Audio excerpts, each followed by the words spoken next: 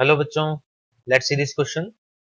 It say that assuming human people to have a radius of 0.25 centimeter and a comfortable viewing distance of 25 centimeter, the minimum separation between the two objects that human eye can resolve at 500 nanometer wavelength is 2015 में mains में question पूछा गया था। Question को solve करने के लिए हमारा की कॉन्सेप्ट होगा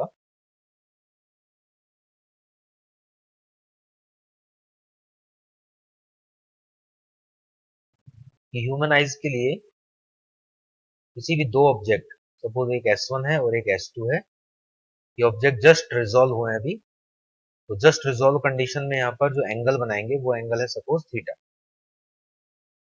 तो इन दोनों के बीच का जो लीनियर ये जो डिस्टेंस है S1 S2, ये डिस्टेंस कहलाता है रेजोल्यूशन लिमिट।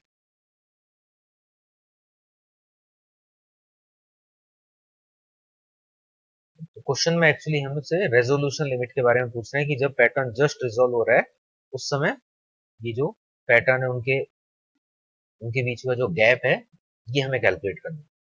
तो इसमें यहाँ पर एक तो रेडियस दिया हुआ है, तो रेडियस से हम डायमीटर निकाल सकते हैं। इधर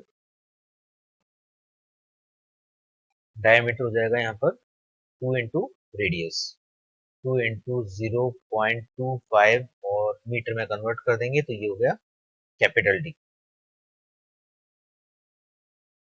लाइट का वेवलेंथ क्वेश्चन में गिवन है 500 नैनोमीटर, तो 10 टू पावर -9 मीटर लिख देंगे इसको।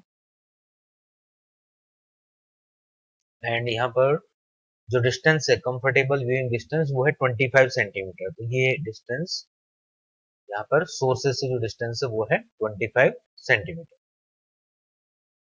अब यहाँ पर हम रेजोल्यूशन लिमिट का फॉर्मूला अप्लाई कर देंगे। तो ये जो स्मॉल एंगल बन रहा है यहाँ पर थीटा, इसका फॉर्मूला होता है 1.22 lambda upon capital D.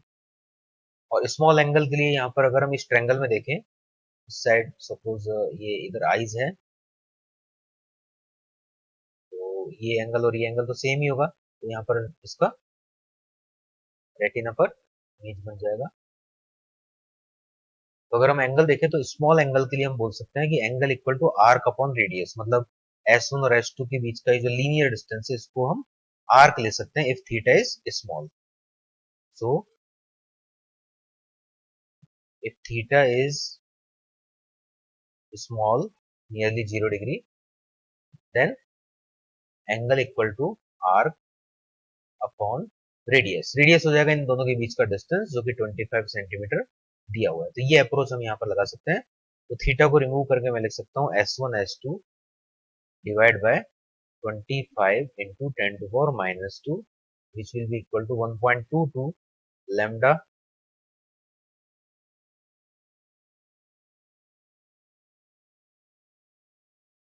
upon 2 into 25 into 10 to the power -4। तो यहाँ से 25 तो इधर कैंसिल आउट हो गया, S1 S2 निकालना है तो 10 to the power -2 को इधर शिफ्ट कर देंगे। तो इसको सॉल्व करेंगे, 2 से डिवाइड हो जाएगा 0.61, 5 से इसको मल्टीप्लाई कर देंगे। तो यहाँ से S1 S2 का वैल्यू हम सॉल्व करके इसको मल्टीप्लाई करके निकाल देंगे, 30 के आसपास आ जाएगा, 30 माइक्रोमीटर के नियर अबाउट।